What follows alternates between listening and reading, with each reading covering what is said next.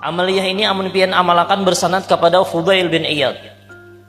Siapa yang mengamalkan ini, Allah Ta'ala berinya pangkat yang tinggi, bahkan menjadi kekasihnya Allah Subhanahu wa Ta'ala.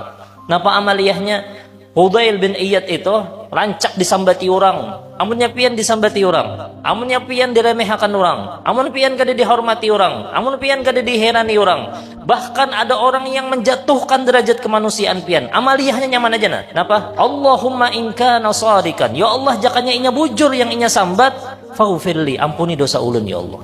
Yang kedua, wa in kana kadziban, amunnya berdusta ya Allah, faghfir lahu, maka ampuni baginya ya Allah. Pokoknya imbah ini nah, bulik di sini ada orang menghina kita, ada orang mencaci maki kita, ada orang yang kada nyaman lawan kita. Napa amaliyahnya? Allahumma in kana shadikan. Ya Allah, jikalau inya bujur, ampuni dosa ulun ya Allah. Amun inya berdusta, amun inya kada bujur sambatannya lawan ulun, ampuni dosanya ya Allah.